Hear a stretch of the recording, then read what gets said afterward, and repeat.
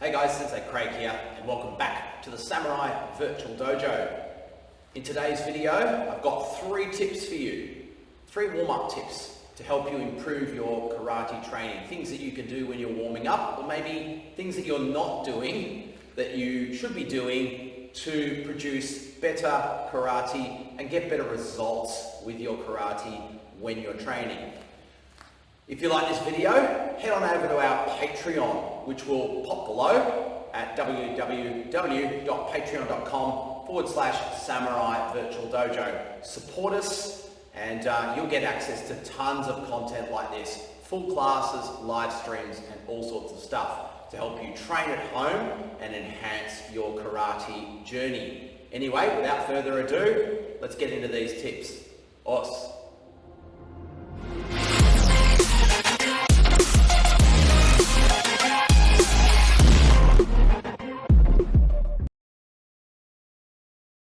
Okay, so tip number 1 is about push-ups. Almost every martial artist on the planet, well, I don't have any conclusive evidence of that, but I feel that it's very true that almost every martial artist on the planet, every dojo, every instructor warms their students up. There's push-ups in there somewhere most of the time, and the vast majority of people are not doing their push-ups properly, or their push-ups are not enhancing or helping the way they do their techniques. I'll explain what I mean. In my dojo, quite often I see people doing push-ups on their knuckles like this or on their hands. They come down to here and then up like this. Down and up. Now, even though I'm getting okay form in this push-up, there's a lot more that I can do to enhance my karate technique by doing this push-up. Remember, as a martial artist, I don't want to do any warm-up activity unless it benefits my karate. Okay, so what am I talking about? We want our push-ups to enhance our punching, particularly our punching technique, so that when I punch, any push-ups that I've done are enhancing or helping that. And one of the most important parts of our punch is that extension through the shoulders.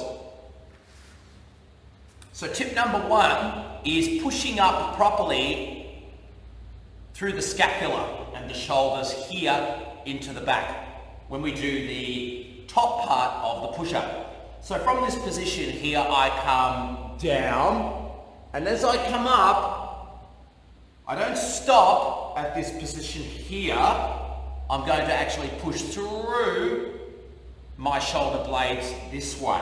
That little extra bit there is really important. And then from here, I'm going to go down slowly and come back up again.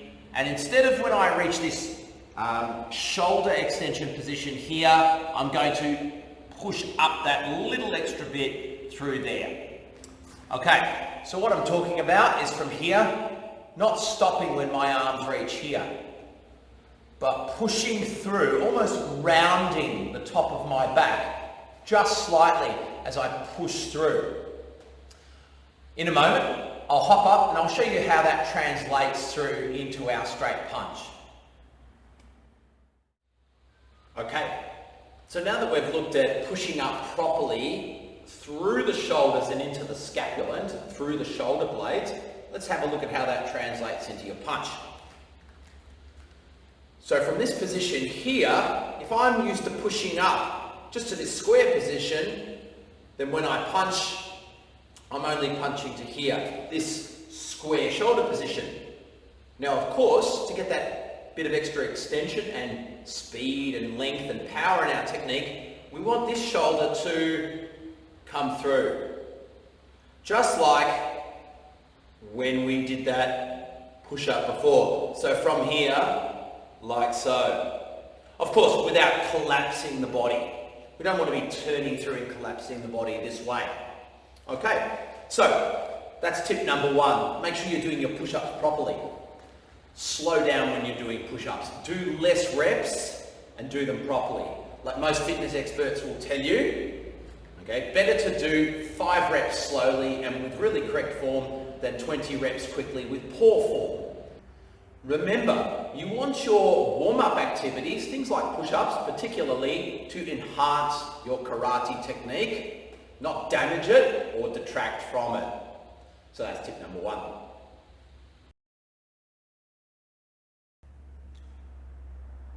Okay, tip number 2 is about sit-ups or crunches, whatever it is you want to call them.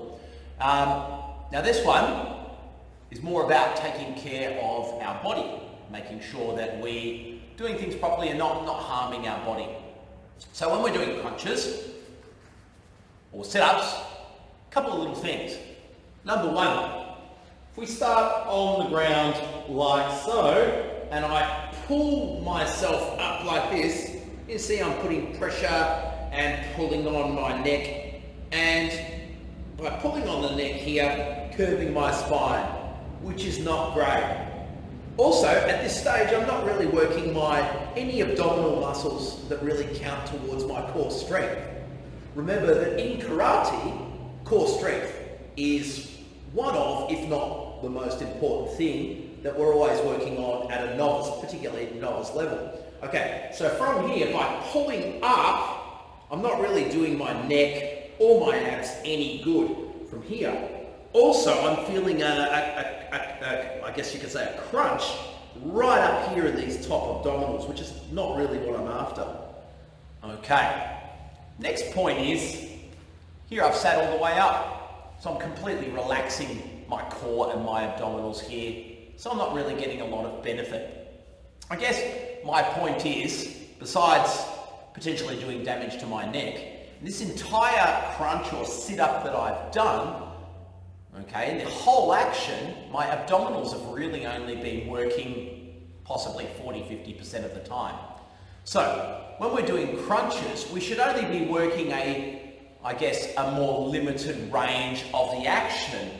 So starting, if possible, with the shoulders off the floor, where my abdominals are already contracted, placing the hands over the chest or simply on the legs, so I'm not tempted to pull on my head, and then just using a more limited range of motion, I can really focus on crunching those abdominal muscles there and working them constantly rather than relaxing them, pulling on my neck, coming up. Now they're working, now they're relaxed again. Relaxed, working, relaxed again. Just by highlighting or focusing on this middle phase of the crunch here, I'm actually getting that work on those abdominals consistently, happening all the time. If at this stage your abdominals are not strong enough to support you doing that, get some sort of weight on your feet. Ask a partner to anchor your feet to the ground. That can work really well and help you while you build your abdominal strength. If you don't have a partner, perhaps use something like the bottom of your couch or something like that. Hook your feet under it. And then that way, by hooking your feet under it, you've got something that can anchor your feet. And then from here, just work in that range, that middle range. You'll know that you're doing it correctly because you'll feel it in your abdominals. Anyway, that's tip number 2, improving your sit-ups so you get a more active workout there. You're not wasting all this energy and this time with poor sit-ups. And that way when you get up, translates into better core strength. Awesome.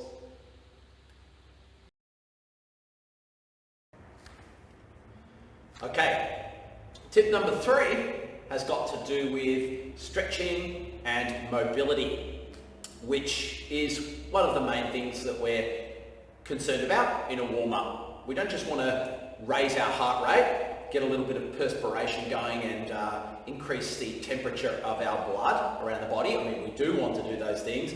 However, we also want to create a greater range of motion, particularly in our joints when we're warming up. Now, when I'm thinking about warming students up in karate, The main area that I'm wanting more mobility for my students, besides all the obvious places like shoulders and things like that, is in the hips and the pelvic floor. So much of what we do is based around the pelvic floor in terms of our core, our legs, that sort of thing. And in a lot of dojos, I've noticed, and even in my own, when my own instructors are conducting warm-ups, quite a lot of the stretching is based around hamstrings, quadriceps, calves, things like that. And by the way, I am not saying that we shouldn't be mobilizing and stretching out those areas of the body. However, what we need to be looking at first and foremost, what you need to be looking at, is getting a greater range of motion and flexibility and mobility in your hips. And I'm going to show you a couple of things to help you do that. Okay, so if we look at Zen Kutsudachi, and I'm getting my correct tuck of the pelvic floor, and now I punch here. If you do this, the first thing you are going to feel, unless you are incredibly flexible, is you're going to feel some tension in this muscle here that runs from the hip here and the waist down the inside of the leg here, your adductor. Okay, as well as some tension in this rear hip flexor here. And when I punch, I feel that tension even more. Okay, so even at the beginning of the class, we're just working on basic blocks here, punching. If you're doing your karate properly, there's a lot of tension and stress on these hip flexors, as they're often referred to in the fitness industry. They often talk about the hip flexors, the inner hip flexors, the outer hip flexors, internal, external, etc. Those sorts of things. So, warming those up, creating a little bit more mobility in that area is really important. So, rather than doing stretches, like this, that just target the inside of the leg here, let's look at a couple of basic stretches that increase that mobility in the hip flexors. Awesome. Okay, so in your warming up, after you've done a little bit of mobilizing, a little bit of cardio, a couple of basic hip flexor exercises that I like to do, starting with a simple butterfly stretch. Those of you who do a bit of yoga, you'll recognize this one. So with a butterfly stretch, we don't want the feet pulled into a lotus position. Have the feet more forward. Now, make sure that you sit up nice and straight and push through your lower back, tummy forward. From that position there, we're just going to reach forward and hinge forward at the hips. That way. Those of you a little bit more flexible or mobile out there, this one may be a bit basic for you, so I'll show you another one in a moment. But anyway, this is a great one for working those outer hip flexors there. I'll turn around and show you from the side. So from here, I've just got that, as you can see, that butterfly wing position with the legs. From this position, sitting up nice and straight and stretching forward here. This is really opening up these hip flexors here this way. Don't bend your back. This is not about getting your head on your feet, which is just curving my back. That's taken all of the stretch out of this area now. I'm not feeling anything. With a nice straight back and reaching forward, there's that stretch now once again in those hip flexors. Okay, so that's one that you can try. Let's look at another one. Okay, so hip flexor stretch number 2 that I'm going to show you is another nice easy one. So just starting with my legs straight, I'm going to pop one foot over on the opposite side of this straight leg here. Okay, from here what you can do is then using this opposite arm, so I've got my right leg crossed over here, so I would use my left arm to turn this way, and that's going to give me a really good stretch in this left hip flexor back here. However, if you're looking for something, I guess, to push you a little bit more, just tuck this straight leg up behind here. Now from here, come behind, get that elbow on there, and that's going to help you get a really good stretch in that back hip flexor there. Of course, don't forget to do the other side of the body when you finish. So from there, changing the straight leg to that one, here, bring this foot up, and then coming around the other way. Great stretch for the hip flexors. Interestingly, this third stretch is bringing us back up again into a position we were looking at earlier. And we're going to target now these inner hip flexors. So, this particular stretch here can be done using your basic karate forms, stances, techniques, things like that. So, starting in a left leg position, which is going to stretch predominantly my right inner hip flexor here, I'm going to create a nice, well-formed Zenkutsudachi.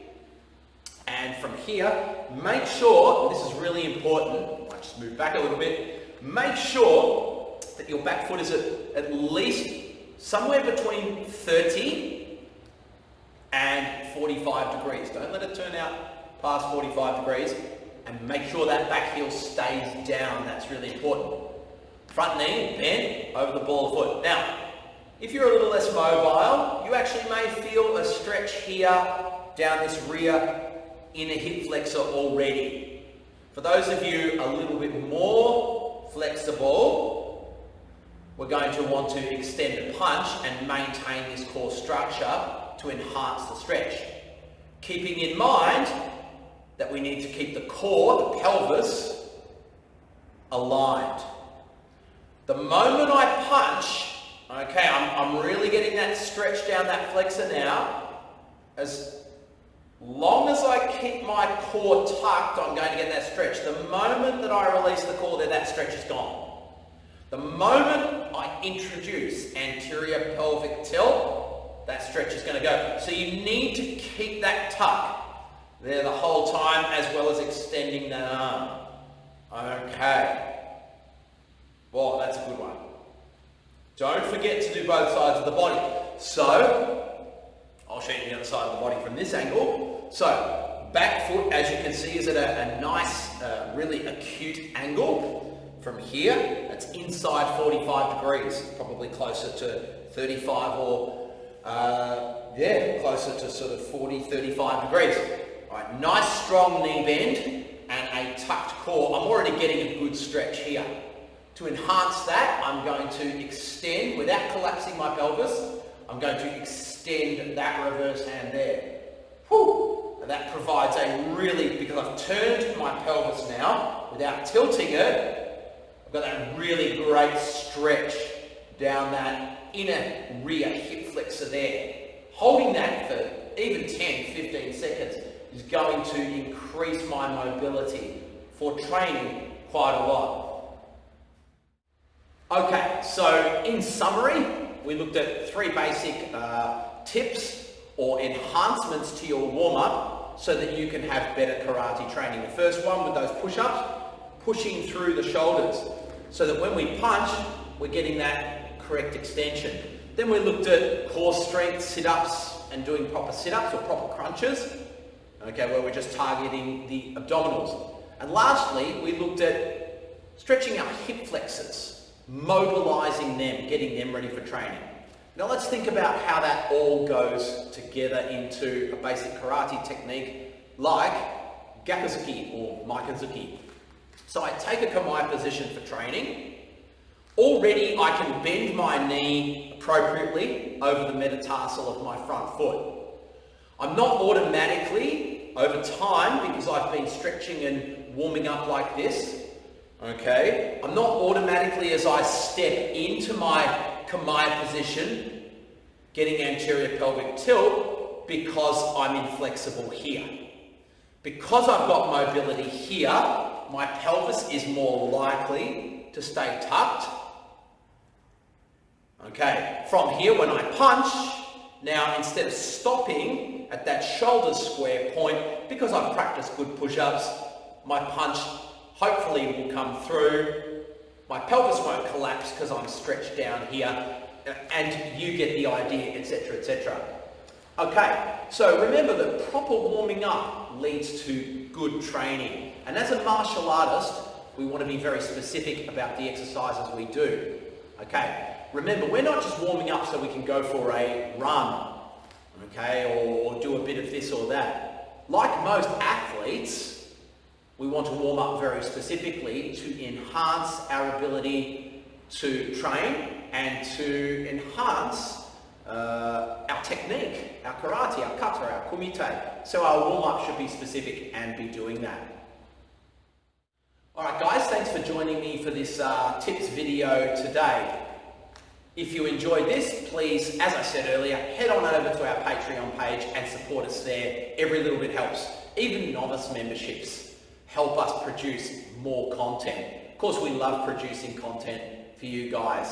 Let us know in the comments section what you think and what you'd like to see more of. For now, this is Sensei Craig, coming at you from the Samurai Virtual Dojo, wishing you all the best with your ongoing karate training. Keep training strongly at home, enjoy your training in your dojos, and I hope to see you again here very soon. Us.